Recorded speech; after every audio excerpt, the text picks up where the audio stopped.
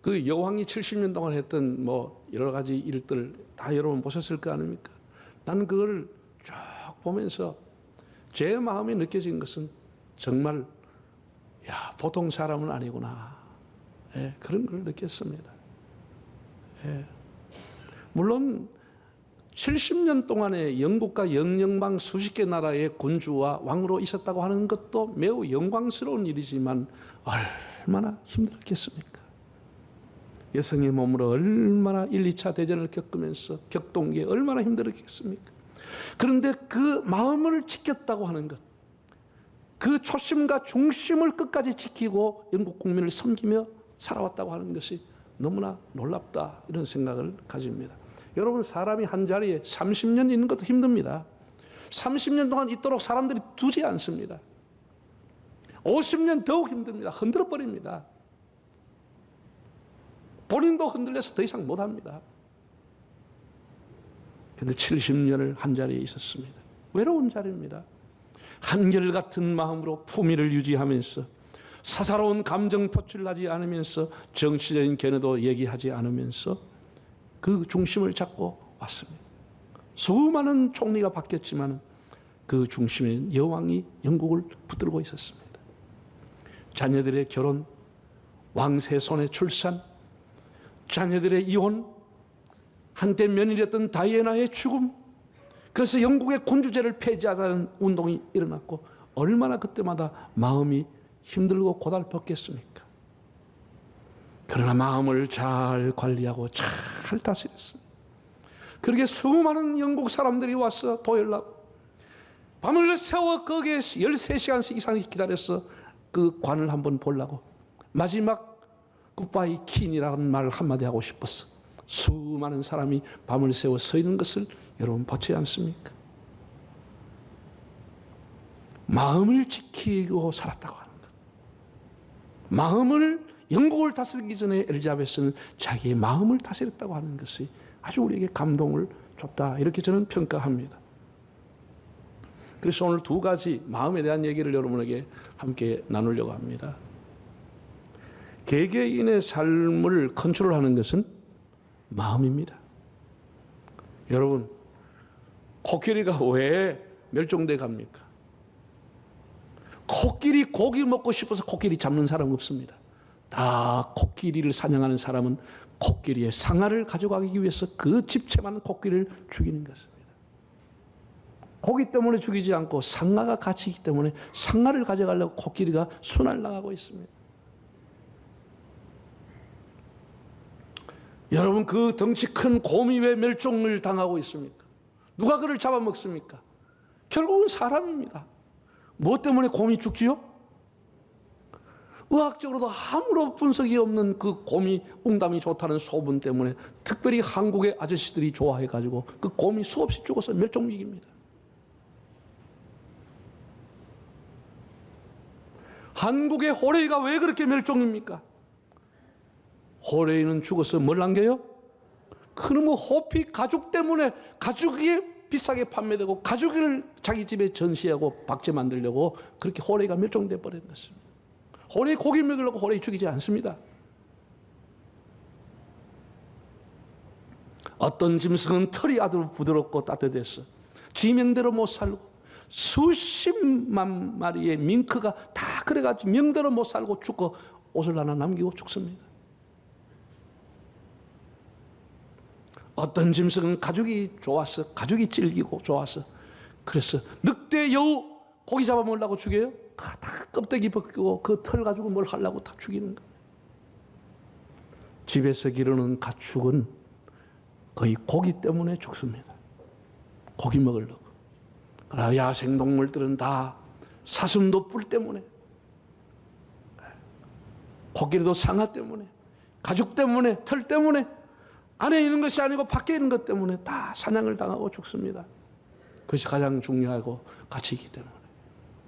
여러분, 사람에게 가장 중요한 게 뭐예요? 사람에게 가장 중요한 건 일반적으로 이렇게 물으면 다 뇌라고 합니다. 머리라고 하죠. 틀린 것은 아니라고 봅니다. 그런데 사람에게 가장 중요한 것은 심령이라고 하는 겁니다. 한번 따라합시다. 심령, 마음과 영혼. 이것이 사람의 가장 핵심입니다. 영혼이 떠나면 사람이 끝나는 겁니다. 나이와 상관없이 영혼이 떠나면 끝나는 겁니다. 심령이라고 하는 게 사람의 이루는 핵심입니다. 오늘은 제가 그 중에서도 마음에 대해서 초점을 맞추겠습니다.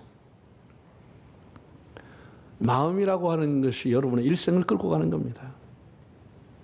목적이 끌고 간다, 무슨 물질이 끌고 간다, 그거 아닙니다. 마음이 여러분을 평생을 끌고 가는 겁니다.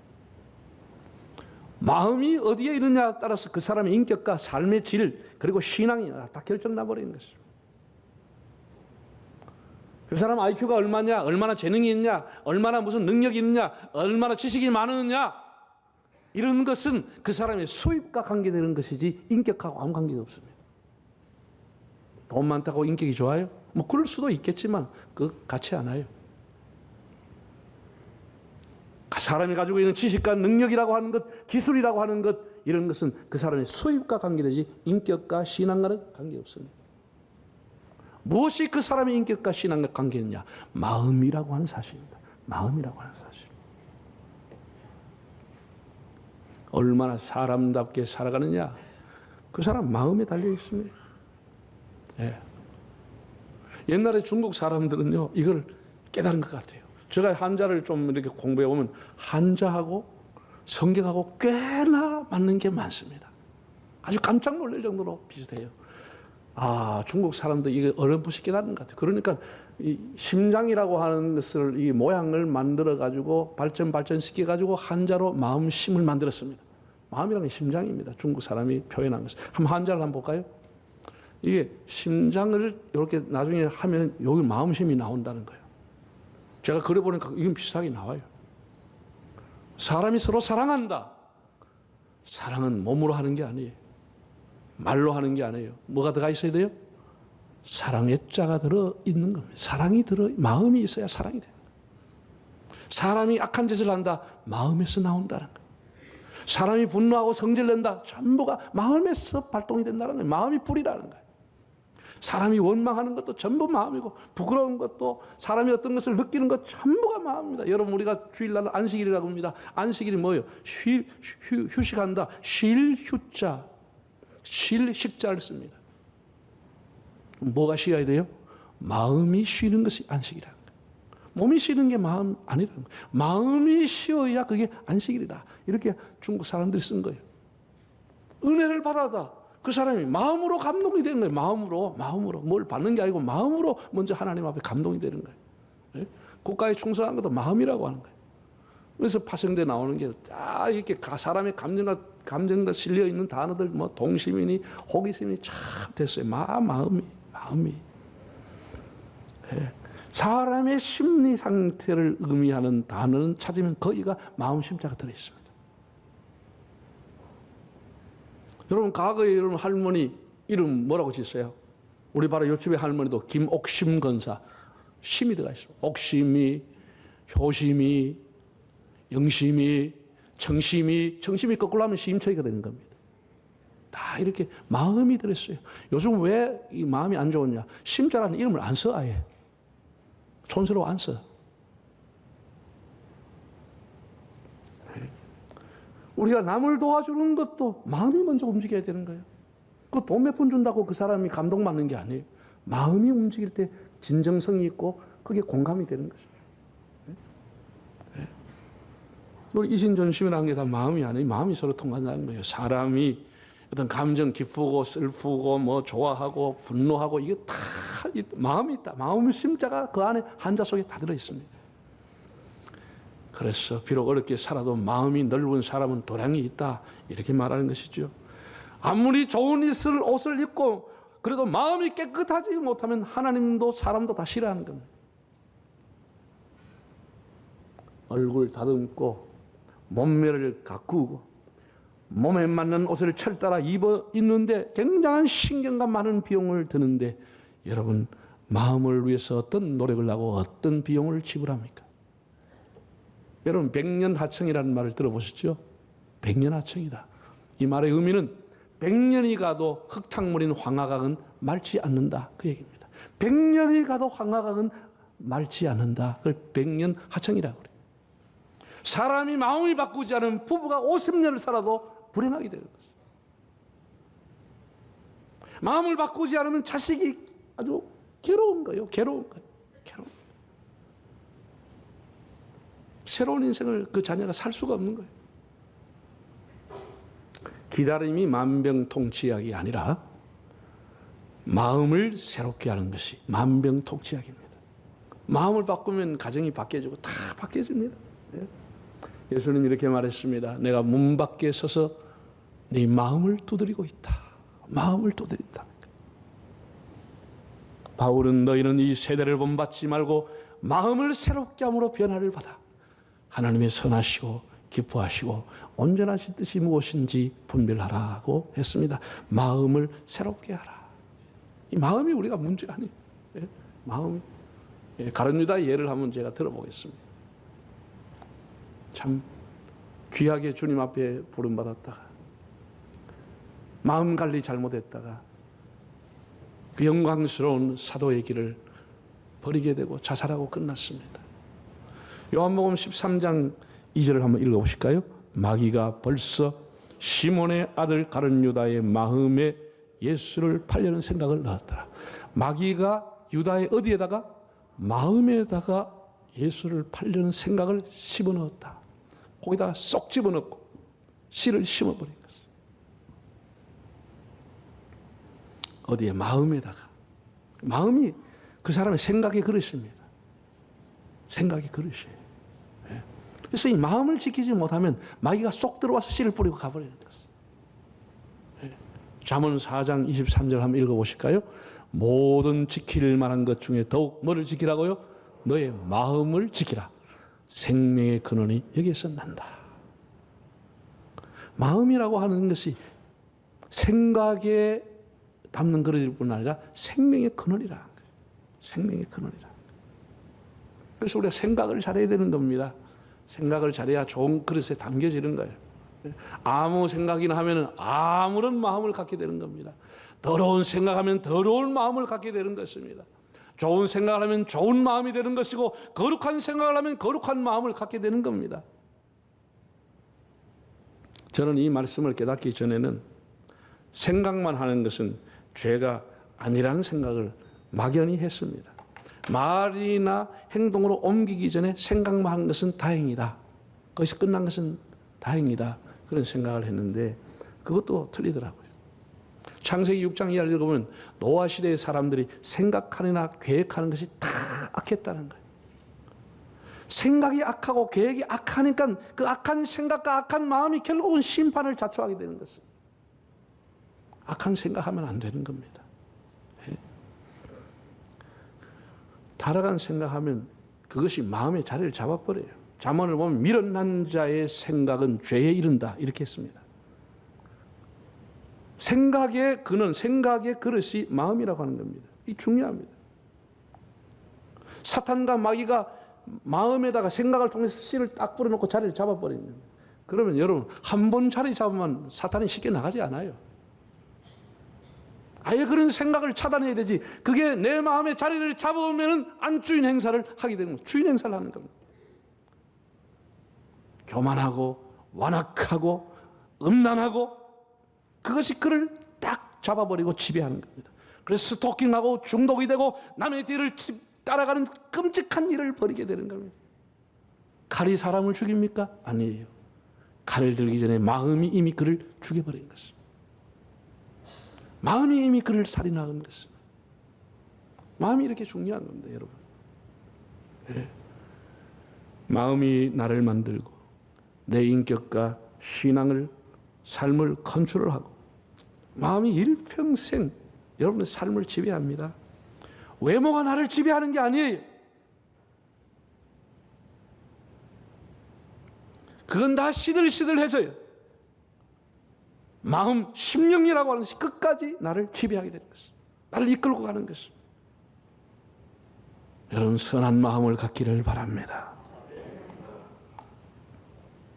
그래서 무엇보다도 우리가 마음을 절제하고 지켜야 합니다. 요즘 사람들이 자기 몸과 건강 지키려고 얼마나 힘씁니까? 정기적으로 병원 가서 종합 검사하고 뭐 눈이 오든지 비가 오든지 우산 쓰고 이제 운동하잖아요. 먹는 것 아무거나 안 먹습니다. 다 요즘은 먹는 것까지 신경 엄청 씁니다. 텔레비전 보면 전부 먹방이고 뭘 먹어라 엄청나게 신경 써 먹습니다. 또 사람들은 자기 재산을 증식시키기 위해서 자기 재산 지키기 위해서 엄청나게 머리털 다 빠집니다. 돈도 못 벌고 머리털만 다 빠집니다. 어느 부잣집에요, 건총 강도가 들어왔어요. 그래가지고 밤중에 그 주인이 한테 도와서 손들어라 하고 돈 내놔라 하면서 큰 행랑 가방을 집어 던졌어. 이거 다 담아라. 그랬더니 이 사람이 뭐 하겠다고 고개를 가오로 흔들으니까 그 사람이 건총을 가지고 머리 가까이 대고 돈 낼래 죽을래 하니까 이 사람이 죽을래 가더랍니다.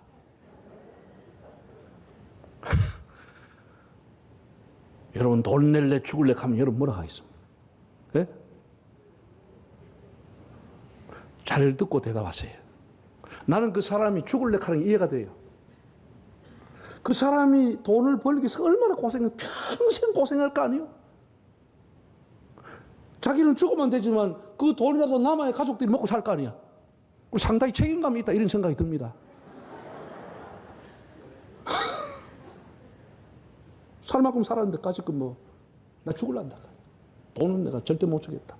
이해가 되는데 예수님은 성경에서 이렇게 말했습니다. 사람이 온천을 얻고도 지 목숨을 잃으면 뭐가 소용이 있겠냐라고 했는데 둘 중에 알아서 판단하시기를 바랍니다. 돈 낼래 죽을래 하면 뭐예요? 사람이요 돈을 지키려고 굉장히 신경 쓰죠. 자기 자존심 지키려고 끝까지 싸우는 겁니다. 싸우는 거. 근데 이렇게 중요한 마음을 지키려고 얼마나 사람들이 발버둥 치고 노력하는가 생각을 해 보십시오. 사무엘상 1장 본문을 보면은 슬픈 여자, 외로운 여자, 눈물의 여자 한나가 나옵니다. 마음이라고 하는 말이 3번이나 나와요. 그대의 마음이 왜 그렇게 슬프냐? 남편이 그렇게 묻습니다. 10절에 보면 나는 한나가 마음이 괴로웠어.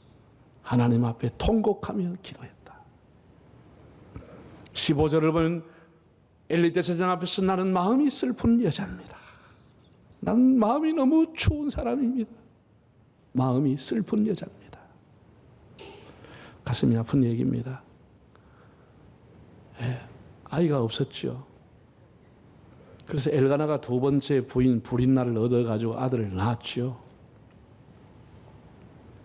세상에 아들 낳았다고 이 여자가 얼마나 유세를 부리는지 한나는 날마다 조롱을 받고 멸시를 당하고 고통을 당하는 거예요.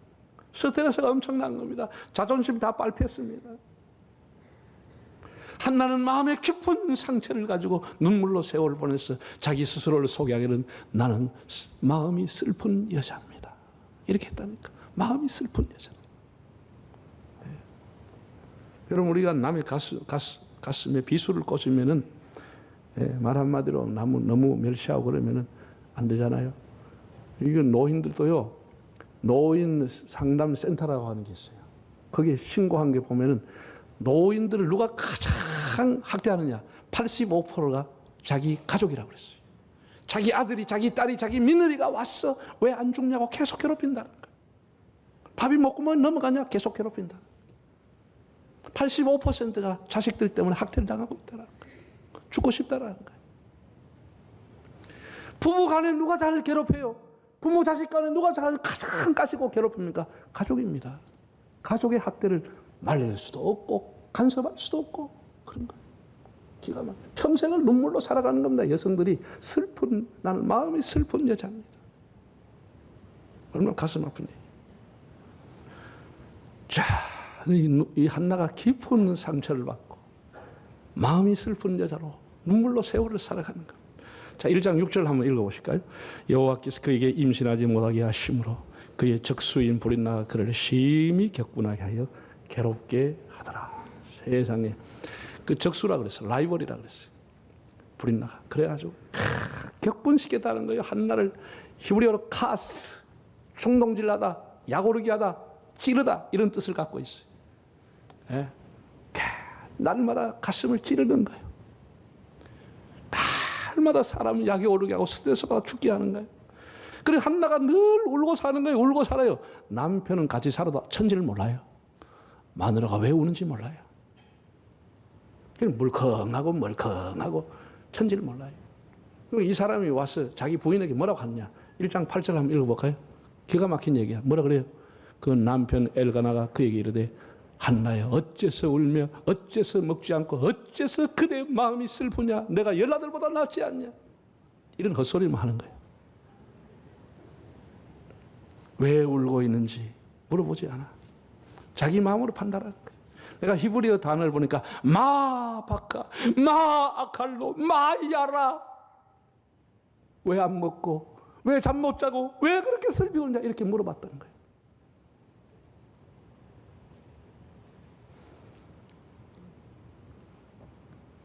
사람이 마음을 계속 찌르니 얼마나 고통스럽겠어요. 한나가 위대한 것은 이것을 가지고 감정을 폭발해보고 우리가 머리끝에 가지고 싸움했다 그런 말은 없습니다. 성경에 보면 한나는 정말 하나님 앞에 나와 눈물로 통곡으로 기도했다. 서운하며 기도했다. 금식하며 기도했다. 기도라고 하는 종류는 다 하는 거예요. 다 하는 거예요. 눈물로 기도하는 거예요. 금식하며 기도하는 거예요. 하나님 앞에 서운하며 기도하는 거예요. 그 감정을 사람에게 폭발하지 않고 마음을 다해서 하나님께로 향하게 되는 겁니다. 상한 마음을 다스리고 그걸 절제하는 게 얼마나 어려운 일입니까? 그 분노를 다 다스리고 그러면서 하나님 앞에 나가는 거예요. 여러분 교회일 하시다가 뭐 가정에 뭐 어떤 사회일 하다가 다 상처 많이 받죠. 상처 받아요. 그러나 감정을 폭발시켜 버리면 안 되는 거예요. 항상 우리는 마음에 위기를 품고 아픔을 품고 상처를 품고 하나님 앞에 심정을 도와주시기를 바랍니다. 하나님이 위로하는 시간이 오는 겁니다. 하나님 다 보고 계시니까 하나님이 위로하는 시간이 다가오는 겁니다. 너 예수께 조용히 나가 내 마음을 쏟아놓으라. 하나님 앞에 나와서 마음을 쏟으라는 것입니다. 마음을 다해서 하나님 앞에 기도해서.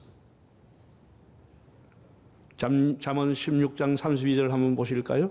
노하기를 더디하는 자는 용사보다 낫고 자기의 마음을 다스리는 자는 성을 빼앗는 자보다 나으니라. 자기 마음을 다스리는 자. 남의 마음 자꾸 다스리려고 하지 말고 자기 마음을 다스리. 자기 마음. 바울은 내가 나를 쳐서 그리스도에게 복종한다고 했습니다. 아직도 덜 된 자, 아직도 욕심꾸러기인 자, 아직도 부족한 자, 그걸 보면서 나를 쳤어. 내 마음을 절제하면서 다스리면서 살아가고 있다. 이렇게 표현한 것입니다. 마음을 다스릴 수 있다면 그 사람은 죄를 다스릴 수 있게 되는 겁니다. 우리가 주일을 성수한다, 교회 와서 봉사한다, 헌금을 드린다. 우리의 형편을 따라 하는 게 아닙니다. 우리의 마음이 확정되었기 때문에 하나님 앞에 평생을 그렇게 살아가는 것입니다. 환경 따라 그렇게 하는 게 아닙니다. 사랑하는 성도 여러분, 우리 삶을 컨트롤하는 것은 평생도록 내 마음을 이끌어가는 것은 마음입니다. 심령입니다. 아주 중요합니다. 우리가 다른 것에 많은 노력을 하고 지키려고 가꾸려고 하는데 여러분 마음을 늘 언뜻 생각하면서 우리 마음이 바로 되어 있는가를 살펴보시기를 바랍니다. 내가 마음을 잘 지키고 있느냐? 내 마음에 악하고 더러운 것은 들어와 있지 않느냐? 자기 마음을 다스리는 자가 되어야 됩니다. 그렇게 아픔과 슬픔을 가지고 살았던 한나가 자기 마음을 지키고 잘 다스렸을 때 기도하면 떠오르는 기도의 크라운을 쓴 사람이 한나입니다. 기도의 여왕이 됐습니다. 마태복음 11장에 예수님 이렇게 말씀했습니다. 수고하고 무거운 짐진 자들아 다 내게로 오라. 내가 너희를 쉬게 하리라. 나는 마음이 온유하고 겸손하니 나에게 와서 배우라. 고 했습니다. 바울은 빌립보에서 이렇게 말했습니다. 너희 안에 이 마음을 품으라. 그 그리스도 예수의 마음이다고 했습니다. 우리가 그 무엇보다도 마음이 소중함을 깨닫고 마음을 잘 관리하고 평생토록 우리 이제 마음을 잘 관리하고 온 마음을 다해서 하나님 사랑하고 우리 이웃을 사랑하면서 살아가는 복된 삶이 되시기를 바랍니다.